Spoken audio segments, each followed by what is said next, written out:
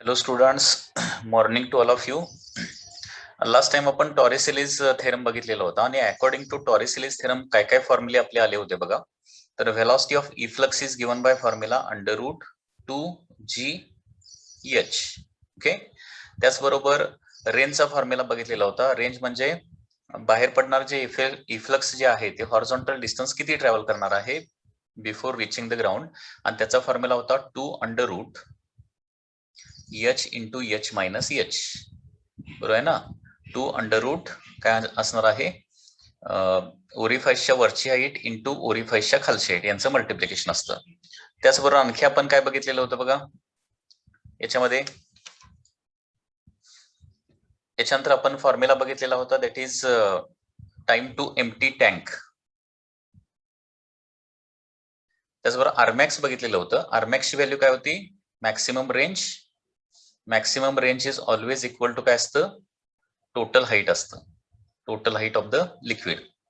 आणि time to empty टँकचे फॉर्म्युले आपण बघितलेले होते. म्हणजे H1 हाईट पासून H2 हाईट पर्यंत एम्प्टी होण्यासाठी लागणारा जो टाइम आहे त्या टाइमचा फॉर्म्युला होता 2a divided by a√2g in bracket √h1 minus √h2. ठीक आहे. आणि time to completely empty tank त्याचा फॉर्म्युला होता capital A divided by small a √2h/g. एवढे फॉर्म्युले टॉरिसिलीज थेरमशी रिलेटेड आपण बघितलेले आहेत. ओके, हे सगळे फॉर्म्युले तुम्हाला पाठ पाहिजेत. आता याच्याशी रिलेटेड काही क्वेश्चन्स आपण सुरुवातीला बघणार आहे. तर फर्स्ट क्वेश्चन कसा आहे बघा. If a water emerges from the orifice in the tank, orifice in a tank in which gauge pressure is 4 into 10 raised to 5 Newton per meter square before the flow starts, then what would be velocity of water emerging out? Take the density of water is 1000 kg per meter cube. Okay, question मध्ये काय दिलंय, if water emerge from an orifice, water emerge from an orifice, water emerge from orifice has gauge pressure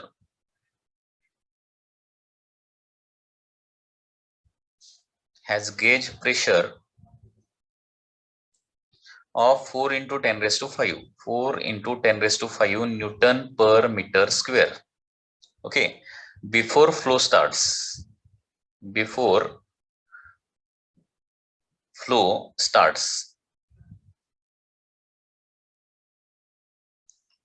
then what will be velocity of the water emerging out? Then what is velocity of water emerging out? Density of water दिलेली आहे and it is 1000 kg per meter cube आहे. It is 1000 kg per meter cube. This is the density. म्हणजे question लक्षात आला का बघा तुम्हाला. टॉरिसिलीज थेरमचा हा क्वेश्चन आहे, लक्षात घ्या. सपोज अशा प्रकारे एक टँक आहे, it is filled with water आहे आणि त्याला काय आहे, इथे एक ओरिफाइस आहे, ठीक आहे. आता हे ओरिफाइस मधून काय होणार आहे, वॉटर बाहेर पडणार आहे. आणि याच्यामध्ये काय दिलंय, water emerges from an orifice has gauge pressure 4 into 10 raised to 5 before flow starts. म्हणजे फ्लो स्टार्ट व्हायच्या अगोदर, म्हणजे ओरिफाइसच्या जस्ट इनसाइडचं प्रेशर, इथलं प्रेशर P आपल्याला दिलेलं आहे. आणि बाहेर आल्यानंतर आता वॉटर ज्यावेळी बाहेर येणार, कम आउट होणार आहे, त्यावेळी इथली व्हेलॉसिटी किती असेल असं विचारलंय. ऑलरेडी हे आपण डेरिव्हेशन बघितलेलं आहे. ओके, बर्नॉलिस थेरम काय सांगतो, सपोज हे दोन पॉइंट आपण कन्सिडर केले, म्हणजे फ्लो जस्ट स्टार्ट व्हायच्या अगोदर आणि फ्लो स्टार्ट झाल्यानंतर, म्हणजे इथला पॉइंट असेल A आणि इथला पॉइंट असेल B, तर काय येणार आहे, total energy at A must be equal to काय असलं पाहिजे, टोटल एनर्जी ऍट B असलं पाहिजे.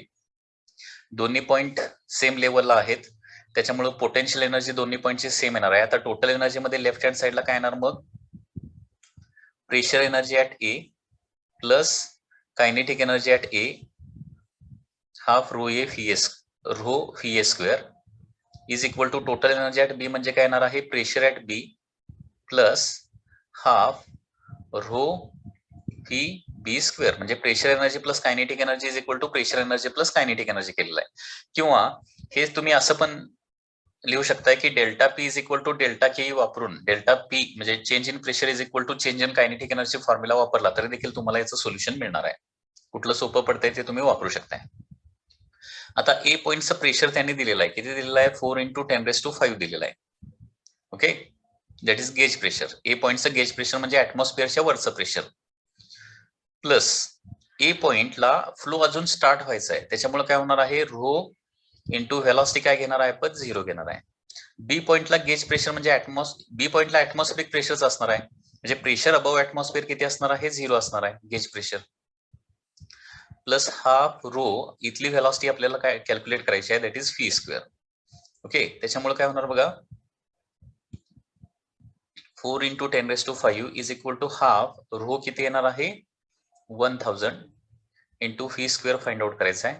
ओके, 8 जाऊन इकडे मल्टिप्लाय होणार. 8 × 10⁵ divided by 1000 is equal to phi square. Okay, so phi is equal to √8 × 10⁻². So 800 चा स्क्वेअर रूट येणार आहे. सो स्क्वेअर रूट ऑफ 800 ची व्हॅल्यू येते that is 28.28 metre per second. लक्षात आलं का? हा प्रॉब्लेम असा सॉल्व्ह करू शकताय, अदरवाइज असा सॉल्व्ह केला तरी चालेल. Change in pressure energy is equal to change in kinetic energy असं पण सॉल्व्ह करू शकताय. चेंज इन प्रेशर एनर्जी म्हणजे काय येणार आहे? ए पॉइंट पासून बी पॉइंटला गेल्यानंतर प्रेशर कितीनं चेंज होणार? तर ए पॉइंटला प्रेशर एवढं असणार 4 × 10⁵ आणि बी पॉइंटला गेल्यानंतर प्रेशर किती होणार? 0 होणार. म्हणजे चेंज इन प्रेशर काय येणार आहे? 4 × 10⁵ येणार आहे is equal to change in kinetic energy म्हणजे आतली कायनेटिक एनर्जी 0 आणि बाहेरची कायनेटिक एनर्जी काय असणार आहे? Half rho fee square. झालं. अशा सिंपल स्टेपनं देखील हा प्रॉब्लेम सॉल्व्ह तुम्ही करू शकता. लक्षात घ्या. म्हणजे पुन्हा एकदा तेच calculation 4 × 10⁵ is equal to half into 1000 into phi square and in this way phi जर कॅल्क्युलेट केलं तर आन्सर किती येणार आहे? 28.28 metre per second. Sorry, metre per second square by mistake झाला इथं. मीटर पर सेकंड येणार आहे. तर या पद्धतीनं तुम्ही change in pressure is equal to change in kinetic energy हा फॉर्म्युला वापरून देखील काय करू शकताय? हा प्रॉब्लेम सॉल्व्ह करू शकताय. Otherwise total energy at A is equal to total energy at B हा फॉर्म्युला वापरून देखील सॉल्व्ह करू शकता. म्हणजे दोन्ही नेहमी लक्षात ठेवा, बर्नॉलीज थेरम वापरत असताना जर 2 पॉइंट सेम हाईटला असतील, सेम लेवलला असतील तर नेहमी फॉर्म्युला काय वापरायचा? Change in pressure is equal to change in kinetic energy. ते सोपं पडतंय, लक्षात घ्या. ओके, त्याच्यानंतर टॉरिस-एलिस थेरमचे रिलेटेड नेक्स्ट क्वेश्चन कसा आहे बघा. A cylindrical vessel of 90 centimetre height is kept filled with water up to the rim. It has 4 holes 1, 2, 3, 4 which are respectively at the height 20, 45, 50 centimeter from the horizontal floor. Okay, through which of the hole water falling at a maximum horizontal distance.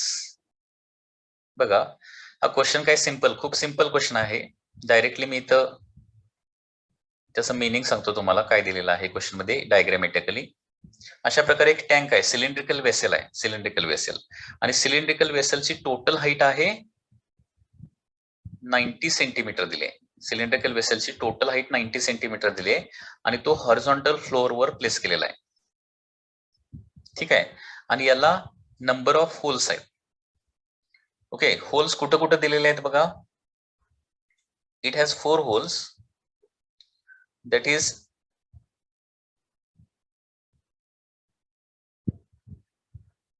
10, 20, 45 and 50. पहिला आहे 10 centimetre from बॉटमला, त्याच्यानंतर दुसरा आहे 20 centimetre from the bottom, तिसरा आहे 45 centimetre from the bottom आणि next आहे 50 centimetre from the bottom.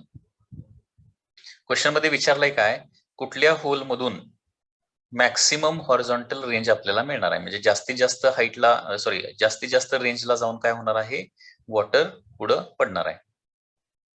म्हणजे कुठल्या होल मधून बाहेर पडणारे जे वॉटर आहे ते जास्तीत जास्त हॉरिझॉन्टल डिस्टन्स ट्रॅव्हल करेल असा क्वेश्चन आहे. तर आपल्याला माहित आहे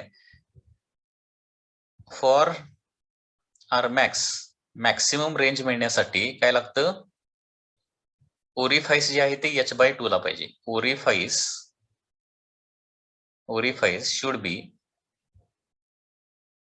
शुड बी ऍट कुठं पाहिजे, टोटल हाईट डिवायडेड बाय 2 ला पाहिजे. सो देअरफॉर काय होणार बघा, orifice should be at h/2 and therefore height of orifice किती येणार बघा, height of orifice from bottom is equal to total height divided by 2 येणार. सो टोटल हाईट इथं किती दिले, 90 दिले, डिवायडेड बाय 2. सो आन्सर काय येणार आहे, 45 सेंटीमीटर. ओके, म्हणजे याचा अर्थ काय होणार आहे, जे थर्ड होल असेल, थर्ड होल मधून काय होणार आहे, वॉटर मॅक्सिमम रेंजला जाऊन पडणार आहे. So 45 centimetre is the answer. लक्षात आलं का बघा, मॅक्सिमम रेंज आपल्याला किती डिस्टन्सला मिळते, किती हाईटला मिळते, h/2 एवढ्या हाईटला ओरिफाईस असेल तर मॅक्सिमम हॉरिझॉन्टल रेंज आपल्याला मिळते. ओके, याच्यानंतर next one question related to this Torricelli's theorem. A tank is filled with liquid up to height h. Tank is filled with liquid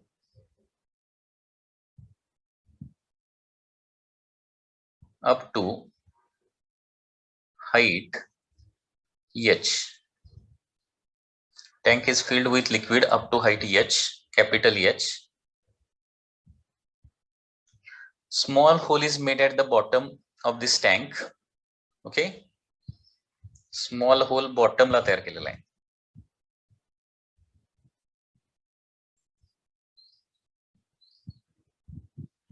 Made at bottom of tank. Bottom of tank. T1 is the time taken to empty first half and T2 is the time taken to empty rest half of the tank. याच्यामध्ये काय दिलंय, T1 is time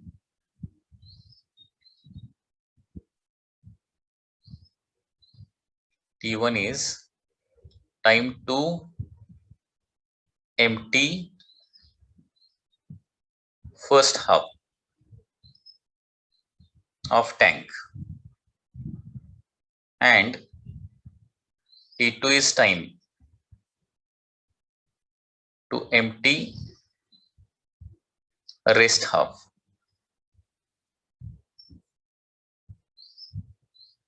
Okay, then T1 by T2 हा ratio विचारला आपल्याला. T1 by T2 किती असेल, म्हणजे question लक्षात आला का बघा, टँक जी आहे ती कम्प्लिटली फिल्ड आहे, h हाईट पर्यंत फिल केलेली आहे. T1 टाइम मध्ये काय होतं, h पासून h/2 या हाईट पर्यंत एम्प्टी होतं आणि त्याच्यानंतर h/2 पासून कम्प्लिटली एम्प्टी होण्यासाठी लागणारा टाइम काय आहे, T2 आहे. म्हणजे फर्स्ट हाफ एम्प्टी होण्यासाठी T1 लागतोय आणि राहिलेलं हाफ जे आहे ते एम्प्टी होण्यासाठी, म्हणजे कम्प्लिटली वॉटर निघून जाण्यासाठी T2 टाइम लागतोय. तर T1 by T2 हा रेशो किती असेल, T1 by T2 हा रेशो किती असेल. आता टाइम टू एम्प्टी टँकचा फॉर्म्युला आपल्याला इथं लागणार आहे. टाइम टू एम्प्टी टँकचा फॉर्म्युला काय आहे, that is capital A by small a under root 2 by g, ओके, in bracket root h1 minus root h2. हा time to empty tank from h1 height to h2 height, h1 height पासून h2 height पर्यंत empty होण्यासाठी एवढा time लागणार आहे. Okay, आता T1 time म्हणजे कुठला असणार आहे, T1 is the time for h2 h/2. म्हणजे सुरुवातीला लिक्विडची हाईट किती आहे, h आहे, ती काय झाली पाहिजे, h/2 झाली पाहिजे आणि त्याच्यासाठीचा टाइम T1 आहे. मग T1 चं इक्वेशन काय येणार बघा, therefore T1 is equal to a divided by a under root 2 by g in bracket root h minus root h/2. So this is the first equation. त्याच्यानंतर T2 हा time कशासाठी लागतोय, T2 is the time for h/2 to 0 लागणार आहे. म्हणजे बाकीचं राहिलेलं सगळं लिक्विड बाहेर पडण्यासाठी लागणारा टाइम जो आहे T2 आहे. T2 is the time for h/2 to 0. So therefore T2 is equal to काय येणार बघा, T2 is equal to a by a under root 2 by g in bracket root h/2 minus root 0 root h/2 okay minus root 0. मग आता बघा इथंच calculation राहिलेलं करतो. आता T1/T2 विचारलाय आपल्याला. सो देअरफॉर T1/T2 केल्यावर काय होणार आहे, सगळ्या सिमिलर टर्म कॅन्सल होतील. That is a/a √2/g a/a √2/g cancel होणार आहे. न्यूमरेटरला काय राहणार आहे, root h minus root h/2 divided by root h/2. आता रूट h/2 न दोन्ही टर्मला जर डिवाइड केलं तर बघा under root h divided by under root h/2 म्हणजे h कॅन्सल होणार आणि इथं काय येणार आहे, रूट मध्ये 2 राहणार आहे. Minus root h/2 divided by root h/2 म्हणजे काय राहणार आहे, 1 राहणार आहे. सो T1/T2 हा रेशो काय येणार आहे, √2 - 1. ओके √2 - 1. याचं फर्दर कॅल्क्युलेशन जर केलं तर √2 ची व्हॅल्यू किती असते, 1.414 असते -1. सो T1/T2 हा रेशो फायनल व्हॅल्यू येणार आहे 0. काय येणार आहे 414. So this is the final answer. म्हणजे फर्स्ट हाफ एम्प्टी व्हायला T1 टाइम लागत असेल, रेस्ट हाफ एम्प्टी व्हायला T2 टाइम लागत असेल, तर T1/T2 हा रेशो किती येणार आहे, √2 - 1 येणार आहे. √2 - 1.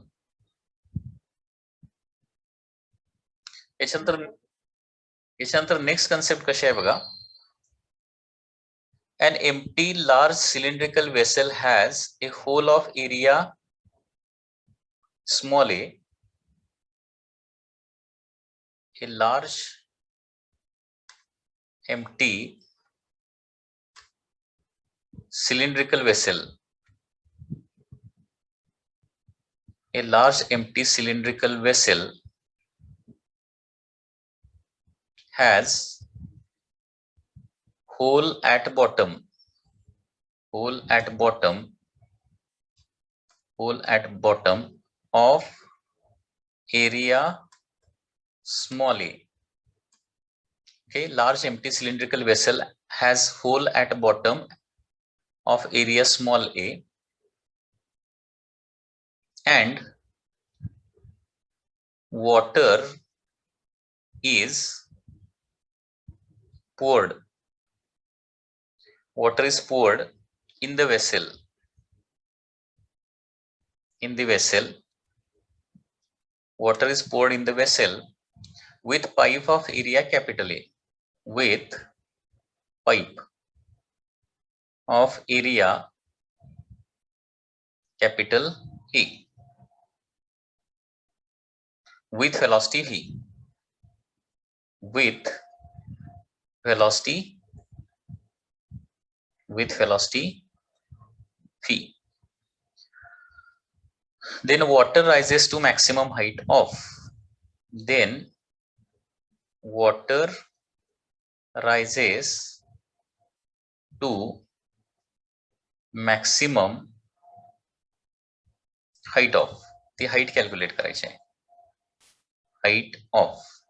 ओके म्हणजे क्वेश्चन मध्ये काय दिलंय लक्षात घ्या. अशा प्रकारे एक लार्ज सिलेंडर आहे. लार्ज सिलेंडर ओके आणि ते कम्प्लिटली सुरुवातीला एम्प्टी आहे. Okay it is completely empty like this. Question अगोदर व्यवस्थित कन्सेप्ट अगोदर व्यवस्थित अंडरस्टँड करून घ्या. ओके एक कम्प्लिटली एम्प्टी सिलेंड्रिकल वेसल आहे आणि याला बॉटमला एक्झॅक्टली एट द बॉटमला काय आहे, सपोज बॉटमला स्मॉल ए एवढ्या एरियाचं काय आहे, एक होल आहे आणि या टँक मध्ये वरून एका पाईपच्या साहाय्यानं okay by using a pipe याच्यामध्ये वॉटर काय करतोय, कंटिन्युअसली आपण पोअर करतोय आणि हे वॉटर किती व्हेलॉसिटीने पोअर करतोय, व्ही व्हेलॉसिटीने आणि पाईपचा एरिया ऑफ क्रॉस सेक्शन किती आहे, कॅपिटल ए आहे.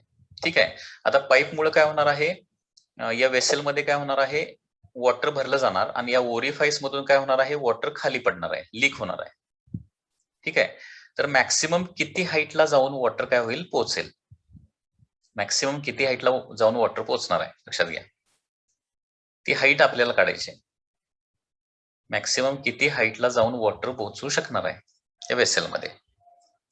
आता बघा, इथून बाहेर पडणार जे वॉटर आहे ते किती व्हेलॉसिटीने बाहेर पडणार आहे, तर phi is equal to √2gh, that is velocity of efflux. Okay, तर हे काय असणार आहे, velocity of water that is coming out. बाहेर पडणार जे वॉटर आहे ते √2gh या व्हेलॉसिटीने बाहेर पडणार. वेर h म्हणजे काय, ओरिफाईस पासून सरफेस पर्यंतची हाईट, बरोबर. आणि या वेसलमध्ये किती व्हेलॉसिटीने वॉटर भरायला चालू केलेलं आपण, फी या व्हेलॉसिटीने, म्हणजे पाईप मधून बाहेर पडणार जे वॉटर आहे ते फी या व्हेलॉसिटीने. म्हणजे इनकमिंग वॉटर जे आहे ते किती असणार आहे, कॅपिटल ए इंटू व्ही असणार आहे. म्हणजे इथला एरिया, पाईपचा एरिया क्रॉस सेक्शन, पाईपचा एरिया ऑफ क्रॉस सेक्शन आणि पाईप मधून बाहेर पडणारी व्हेलॉसिटी समजा फी असेल, तर इनकमिंग वॉटर टँक मध्ये असणार आहे एव्ही, आणि बाहेर पडणार जे वॉटर आहे ते किती असणार आहे, एरिया ऑफ क्रॉस सेक्शन किती आहे, स्मॉल ए आहे, आणि बाहेर पडणाऱ्या वॉटरची व्हेलॉसिटी किती आहे, फी आहे, दॅट इज √2gh. ओके, आता हाईट कॉन्स्टंट लेवलला कधी जाऊन पोहोचणार, हाईट ऍज इट इज एका सर्टन लेवलला जाऊन काय होणार आहे, थांबणार आहे. ज्यावेळी हाईट कॉन्स्टंट होणार आहे, हाईट ज्यावेळी कॉन्स्टंट लेवलला जाऊन थांबणार, त्यावेळी काय होणार आहे, जेवढं इनकमिंग वॉटर असणार आहे तेवढंच काय असणार आहे, बाहेर आउटगोईंग वॉटर असणार आहे. कारण आउटगोईंग वॉटर जास्त झालं तर काय होणार, लेवल खाली खाली खाली येणार. इनकमिंग वॉटर जर जास्त झालं तर काय होणार, लेवल वर वर वर जाणार आहे. आणि समजा हाईट जर कॉन्स्टंट राहत असेल, हाईट वर पण जात नाही खाली पण जात नाही, तर त्यावेळी काय होणार आहे, जेवढं इनकमिंग वॉटर असणार आहे तेवढंच आउटगोईंग वॉटर असणार आहे. ओके, तर इथं आपण असं लिहू शकतो, when height of water remains constant, height of water remains constant, when height of water remains constant, height of water जर constant राहत असेल तर काय झालं पाहिजे, incoming flow rate of water, incoming flow rate must be equal to काय असलं पाहिजे, आउटगोईंग फ्लो रेट असला पाहिजे. Incoming flow rate must be equal to outgoing flow rate. Incoming flow rate म्हणजे काय असणार आहे, area cross section of the pipe into velocity of water through the pipe, म्हणजे इथलं एव्ही येणार आहे, that is incoming flow rate. आणि outgoing flow rate म्हणजे काय असणार आहे, small A into velocity that is velocity of efflux. Okay, so A into V is equal to A into velocity of इफ्लक्सचा फॉर्म्युला काय असतो, √2 into G into height of the water. ठीक आहे, आपल्याला काय काढायचं आहे, एच चा फॉर्म्युला काढायचा आहे, दोन्ही बाजूचा स्क्वेअर करावा लागेल. So A square V square is equal to A square into 2gh येणार. So A square divided by A square, capital A square divided by small A square into V square divided by 2gh, sorry 2g, V square divided by 2g is equal to काय राहणार, इकडं h राहणार आहे. So this is the final formula. Okay, so जास्तीत जास्त किती हाईटला water जाऊन पोहोचणार आहे, that is A square by A square into V square bye 2g. या मॅक्सिमम हाईटला जाऊन वॉटर जे आहे ते पोहोचणार आहे. याच्यापेक्षा वर वॉटर लेवल वाढणार पण नाही किंवा याच्यापेक्षा वॉटर लेवल खाली पण जाणार नाही, या कॉन्स्टंट लेवलला वॉटर राहणार आहे. आणि याच्यामध्ये स्पेशल केस अशी होऊ शकते, जर ओरिफाईसचा एरिया आणि पाईपचा एरिया दोन्ही जर सेम झाले, if capital A is equal to small A झालं, देन जास्तीत जास्त किती हाईटला जाऊन वॉटर पोहोचणार आहे, that is V square bye 2g. V square bye 2g या हाईटला जाऊन वॉटर पोहोचणार आहे. ओके, म्हणजे ए आणि ए जर सेम झालं तर व्ही स्क्वेअर बाय 2g या मॅक्सिमम हाईटला जाऊन वॉटर जे आहे ते पोहोचणार आहे. लक्षात आलं का बघा. आणखी एक इम्पॉर्टंट कन्सेप्ट कशी येणार बघा, pressure of the tap water when it is closed is P1. बघा नेक्स्ट क्वेश्चन कन्सेप्ट कशी आहे, प्रेशर ऑफ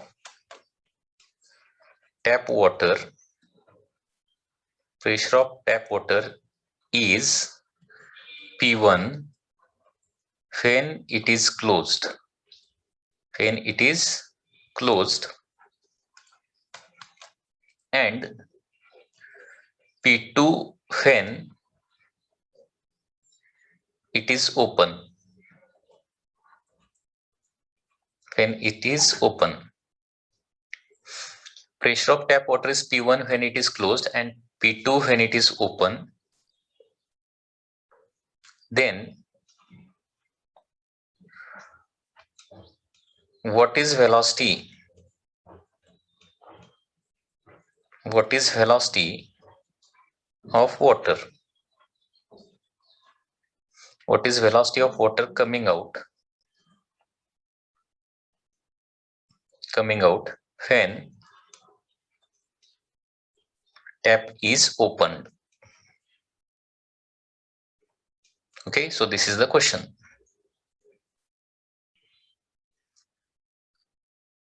Questionचा meaning लक्षात आला का बघा?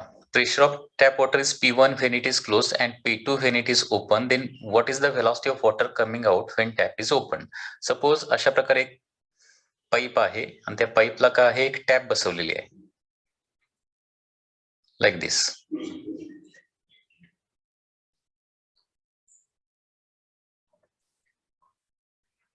ओके, आता ही टॅप ज्यावेळी क्लोज्ड होते त्यावेळी इथलं प्रेशर किती होतं? P1 होतं, कारण वॉटर फ्लोच होत नाहीये, वॉटर कम्प्लिटली स्टॉप्ड कंडिशन मध्ये असणार. आणि ही टॅप ओपन केल्यानंतर इथलं प्रेशर किती होतंय? P2 एवढं प्रेशर याच पॉइंटला होतंय. म्हणजे प्रेशर थोडंसं कमी होणार आणि काय होणार आहे, वॉटर काय होणार आहे, सर्टन म्हणजे फी व्हेलॉसिटीनं बाहेर पडणार आहे. आता इथं पुन्हा एकदा आपल्याला काय करायचं आहे, बर्नॉलीज थेरम यूज करायचा आहे. तर बर्नॉलीज थेरम, आता बर्नॉलीज थेरम नुसार काय होणार बघा, change in pressure is equal to काय असणार आहे, change in kinetic energy.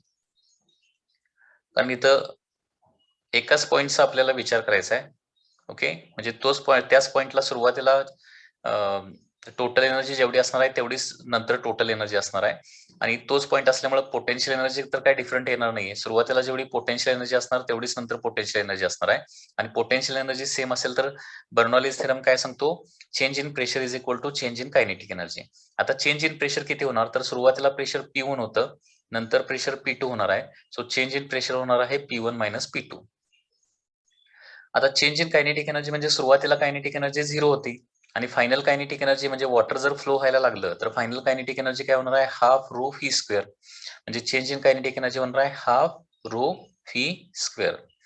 Okay, minus 0 म्हणजे हाफ रो व्ही स्क्वेअर येणार आहे. म्हणजे P1 minus P2 is equal to half rho V square. And therefore काय होणार बघा, 2 ने इथं मल्टिप्लाय केलं तर 2 in bracket P1 minus P2, 2 in bracket P1 minus P2 divided by rho is equal to काय येणार आहे, phi square येणार आहे. and therefore phi is equal to under root in bracket 2 in bracket P1 minus P2 divided by rho. तर या व्हेलॉसिटीनं water काय होणार आहे, बाहेर पडणार आहे ज्यावेळी आपण टॅप ओपन करणार त्यावेळी. म्हणजे टॅप क्लोज्ड असताना प्रेशर P1 असेल आणि टॅप ओपन केल्यानंतर प्रेशर P2 होत असेल तर ओपन केल्यानंतर वॉटर किती व्हेलॉसिटीनं बाहेर पडणार त्याचा हा फॉर्म्युला येणार आहे. हा फॉर्म्युला तुम्हाला पाठ नाही करायचा, लक्षात घ्या. तर बेसिक कन्सेप्ट इथं लक्षात ठेवायचे आहे. टॅप क्लोज्ड आणि ओपन करत असताना डेल्टा पी म्हणजे change in pressure is equal to change in kinetic energy होते, हे तुम्हाला लक्षात ठेवावं लागेल इथं. Okay, change in pressure is equal to change in kinetic energy. That is the simple case. त्याच्यानंतर बर्नॉलीज थेरम से रिलेटेड, टॅप वॉटर से रिलेटेड आणखी एक प्रॉब्लेम बघूया आपण. Okay,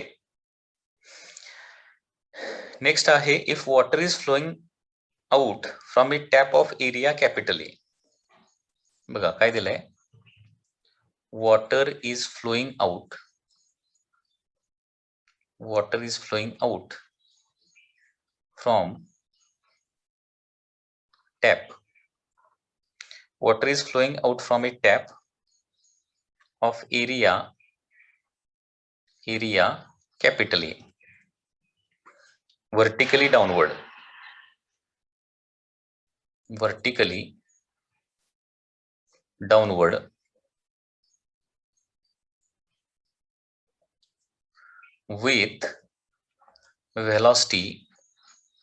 with velocity u. Okay, with velocity u. Then final velocity and area of cross section.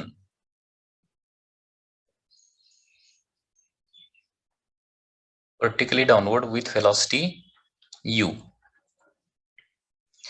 Then final velocity and area of cross section. then final velocity and area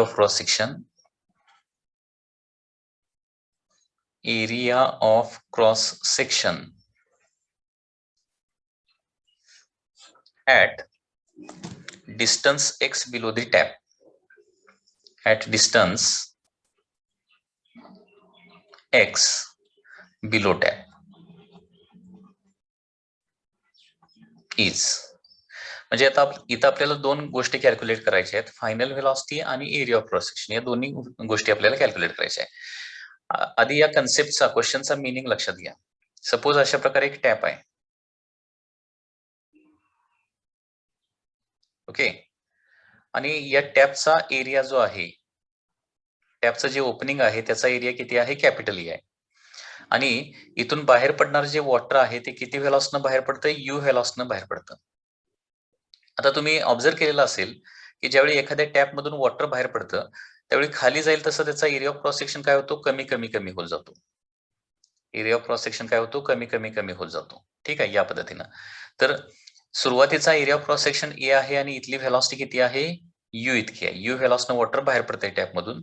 okay, तर या टॅपच्या end पासून आपण x distance खाली गेलो, suppose x distance खाली पोहोचलो, तर या ठिकाणी काय असणार आहे, व्हेलॉसिटी फी किती असेल पहिली गोष्ट, आणि त्याचबरोबर या ठिकाणचा एरिया, त्याला फॉर एक्झाम्पल काय म्हणूया, दॅट इज स्मॉल ए असं म्हणूया, स्मॉल ए. तर या ठिकाणचा एरिया किती असणार आहे. आता पहिली महत्वाची गोष्ट म्हणजे कंटिन्युटी इक्वेशन नुसार काय होणार आहे, या ठिकाणी जेवढा व्हॉल्यूम फ्लो रेट असणार आहे, म्हणजे काय, टॅपच्या ओपनिंगला जेवढा व्हॉल्यूम फ्लो रेट असणार आहे तेवढाच व्हॉल्यूम फ्लो रेट काय असणार आहे, या खालच्या पॉइंटला देखील असणार आहे. लक्षात घ्या. ठीक आहे. तर इथं आपण काय करणार, लक्षात घ्या कसं सॉल्व्ह करणार आहे. तर पहिली गोष्ट म्हणजे सपोज ओपनिंगचा जो पॉइंट आहे त्या पॉइंटला आपण काय म्हणूया, फॉर एक्झाम्पल हा जो पॉइंट आहे त्याला पॉइंट नंबर 1 म्हणूया. Okay, so this is point number 1. आणि खालचा जो पॉइंट आहे, जिथले आपल्याला एक खालचा पॉइंट एक्स डिस्टन्सचा जो पॉइंट आहे त्या पॉइंटला काय म्हणूया आपण, पॉइंट नंबर 2 म्हणूया. आता पॉइंट नंबर 1 आणि पॉइंट नंबर 2 ला काय होणार आहे, टोटल एनर्जी कॉन्स्टंट असणार आहे. बर्नॉलीज थेरम आपल्याला पुन्हा एकदा यूज करायचा आहे. Total energy at point 1 must be equal to काय असलं पाहिजे, टोटल एनर्जी ऍट पॉइंट 2 असलं पाहिजे. ओके, मग टोटल एनर्जी कॉन्स्टंट राहण्यासाठी काय झालं पाहिजे, इथं जेवढं चेंज इन पोटेन्शियल एनर्जी होते तेवढं चेंज इन कायनेटिक एनर्जी व्हायला पाहिजे. कारण कुठलीही बॉडी वरून खाली आल्यानंतर काय होते, त्याची कायनेटिक एनर्जी वाढत जाते आणि पोटेन्शियल एनर्जी कमी होत जाते. अँड देअरफॉर इथं काय होणार आहे, जेवढं चेंज इन पोटेन्शियल एनर्जी होणार आहे तेवढंच काय होणार आहे, चेंज इन कायनेटिक एनर्जी होणार आहे. लक्षात घ्या, जेवढं चेंज इन पोटेन्शियल एनर्जी होणार तेवढं चेंज इन कायनेटिक एनर्जी होणार आहे. इथं आपण असं अझ्युम करतोय की चेंज इन प्रेशर एनर्जी होत नाही किंवा चेंज इन प्रेशर होत नाही, म्हणजे 1 पॉइंटला जेवढं प्रेशर असेल तेवढंच 2 पॉइंटला प्रेशर असेल असं आपण अझ्युम करणार आहे. टोटल एनर्जी म्हणजे माहित आहे ना, it is sum of kinetic energy, potential energy and the pressure energy. या तिघांची सम जी आहे त्याला काय म्हणतो आपण, टोटल एनर्जी असं म्हणतो, आणि ती नेहमी कॉन्स्टंट राहते. आता पॉइंट नंबर 1 आणि पॉइंट नंबर 2 ला प्रेशर तेवढंच राहणार आहे, त्याच्यामुळे प्रेशर एनर्जी दोन ठिकाणी सेम आहे असं म्हणणार आपण. त्याच्यामुळे 1 पॉइंटला जेवढं kinetic energy plus potential energy असणार आहे तेवढंच 2 पॉइंटला kinetic energy plus pressure energy potential energy असणार आहे. म्हणजे 1 to 2 गेल्यानंतर जेवढं चेंज इन पोटेन्शियल एनर्जी होणार तेवढं चेंज इन काय होणार आहे, कायनेटिक एनर्जी होणार आहे. आता चेंज इन पोटेन्शियल एनर्जी म्हणजे काय होणार आहे, पोटेन्शियल एनर्जी कशामुळे चेंज होते, हाईटमुळे. पॉइंट नंबर 1 आणि पॉइंट नंबर 2 मधली व्हर्टिकल हाईट किती आहे, एक्स आहे. So change in potential energy इथं किती येणार आहे, रो जी एक्स येणार आहे. Okay, change in potential energy येणार आहे रो जी एक्स. आणि चेंज इन कायनेटिक एनर्जी म्हणजे आता फायनल कायनेटिक एनर्जी किती होणार आहे, हाफ एम व्ही स्क्वेअर, म्हणजे sorry half rho V square, not half M V square, half rho V square. So this is the final kinetic energy. कारण 2 पॉइंटची velocity किती आहे, V आहे, minus half rho U square, ही काय झाली तुमची initial kinetic energy. आता इथं काय होईल, रो अँड रो सगळं कॅन्सल होणार आहे. संपूर्ण इक्वेशनला 2 न मल्टिप्लाय केलं तर काय येणार आहे, 2gx is equal to V square minus U square. Okay, and therefore final velocity V square is equal to काय येणार आहे, यू स्क्वेअर पलीकडे जाणार आणि ऍड होणार, यू स्क्वेअर प्लस 2gx. आता नेहमी लक्षात घ्या, या टाईपचा जर प्रॉब्लेम आला, म्हणजे टॅपच्या सुरुवातीला व्हेलॉसिटी यू होती, तर खालच्या एक्स डिस्टन्सला व्हेलॉसिटी किती असेल हे काढायचं असेल तर हा फॉर्म्युला तुम्हाला लक्षात ठेवावा लागेल. आणि हा फॉर्म्युला लक्षात ठेवायला खूप सोपा आहे. कारण का, हा फॉर्म्युला कशाचा फॉर्म्युला आहे सांगा? आपण हा फॉर्म्युला ऑलरेडी कुठेतरी बघितलेला आहे. कायनेमॅटिक इक्वेशन बघितलेत का तुम्ही? थर्ड कायनेमॅटिक इक्वेशन आठवतंय? V square is equal to U square plus 2GH किंवा 2AS असा फॉर्म्युला आहे बघा. म्हणजे या प्रॉब्लेमचं पुन्हा पुन्हा तुम्ही सोल्युशन आता करायचं नाही. हा फॉर्म्युला लक्षात ठेवायचा आहे. म्हणजे टॅपच्या ओपनिंगला व्हेलॉसिटी यू असेल, तर ओपनिंग पासून एक्स डिस्टन्स खालच्या पॉइंटला व्हेलॉसिटी किती असणार आहे? तर थर्ड कायनेमॅटिक इक्वेशन असणार आहे. That is V square is equal to U square plus 2GX. फिर एक्स इज द त्या खालच्या पॉइंटचं distance from the top point, okay, from the tap.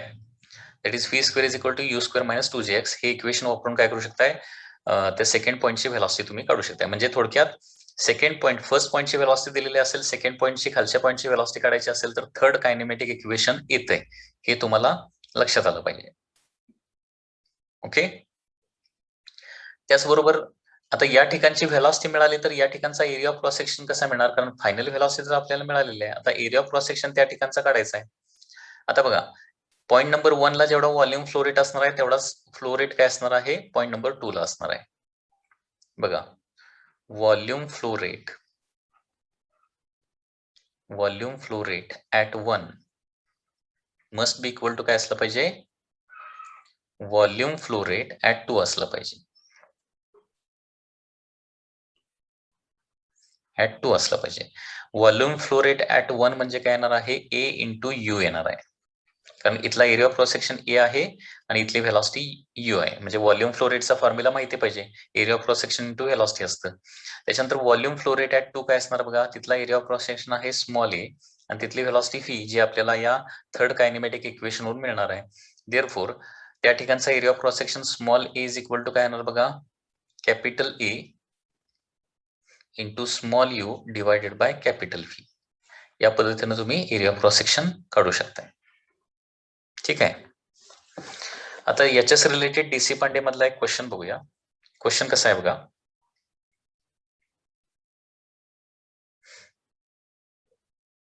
Okay, DC Pande मध्ये चेक पॉइंट मध्ये 7th क्वेश्चन आहे बघा. क्वेश्चन दिलाय water falls from a tap. बघा क्वेश्चन कसा आहे. Water falls from a tap. water falls from a tap with area A0 is equal to 4 meter square. 4 meter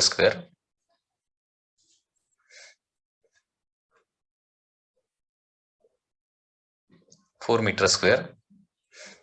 त्याच्यानंतर A दिलेला आहे. A is equal to 1 meter square दिलाय and H is equal to दिलेला आहे 2 meter. Then velocity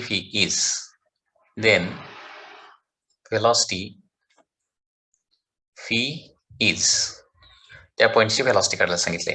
आणि diagram जे आहे इथं जशी डायग्राम दिली ना तशीच डायग्राम दिलेली आहे. ओके, म्हणजे same diagram is there is a tap like this. Initially area त्यांनी A0 दिलेला आहे. वॉटर खाली फ्लो होत आहे आणि फ्लो झाल्यानंतर हे व्हर्टिकल हाईट किती दिले? 2 मीटर हाईट दिले आणि इथला एरिया जो दिलेला आहे तो A दिलेला आहे. ठीक आहे.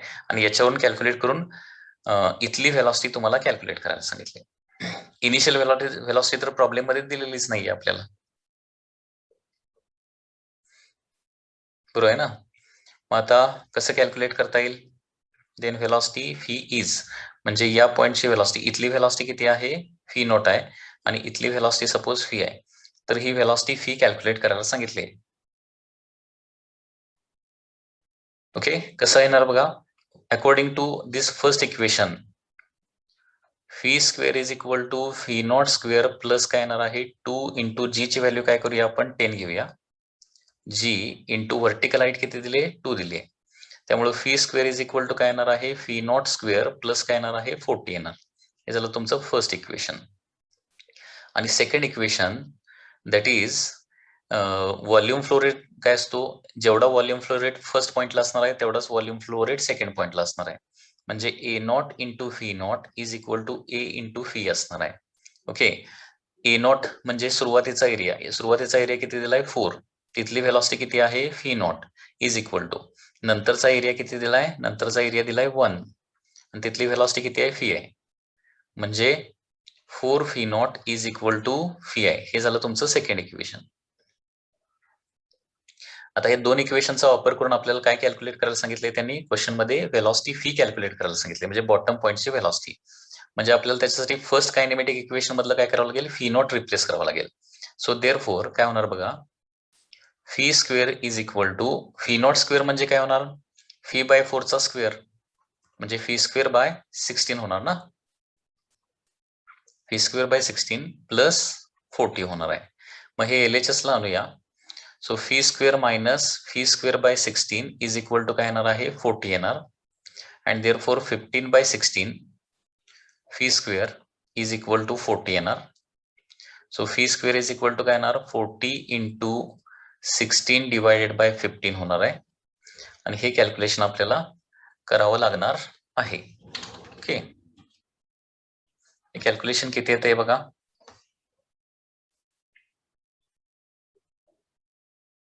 हे कॅल्क्युलेशन येणार आहे 42.66. So phi is equal to काय येणार आहे under root 42.66. Okay, so under root of 42.66 किती येणार बघा, येतं 6.5 अप्रॉक्स 6.5 मीटर पर सेकंड. तर या पद्धतीनं हा टॅप वॉटर प्रॉब्लेम जो आहे तो तुम्ही सॉल्व्ह करू शकताय. लक्षात आलं. सो टॅप वॉटर प्रॉब्लेम मध्ये initial area of cross section A not आहे ते दिलेला आहे, इनिशियल व्हेलॉसिटी व्ही नॉट आहे, त्याच्यानंतर नंतरचा एरिया तुम्हाला 1 मीटर स्क्वेअर दिलाय, तिथली व्हेलॉसिटी व्ही दिली आहे आणि 2 पॉईंट मधली व्हर्टिकल हाईट दिली आहे. तर हा प्रॉब्लेम कसा सॉल्व्ह केला आपण, हे दोन इक्वेशन्स यूज करून. ओके, पहिलं इक्वेशन म्हणजे काय, third kinematic equation V square is equal to U square plus 2gx. V म्हणजे खालच्या पॉईंटची व्हेलॉसिटी आणि यू म्हणजे टॅपला असणारी व्हेलॉसिटी आणि एक्स म्हणजे काय 2 पॉईंट मधली हाईट. आणि त्याचबरोबर कंटिन्युटी इक्वेशन नुसार काय येणार आहे, फर्स्ट पॉइंटचा volume flow rate A naught V not is equal to second पॉइंटचा volume flow rate that is A into V. Okay, हे दोन इक्वेशन आहेत आणि दोन इक्वेशनचा वापर करून आपण काय केलेला आहे, व्हेलॉसिटी कॅल्क्युलेट केलेला आहे. It is 6.5 metre per second.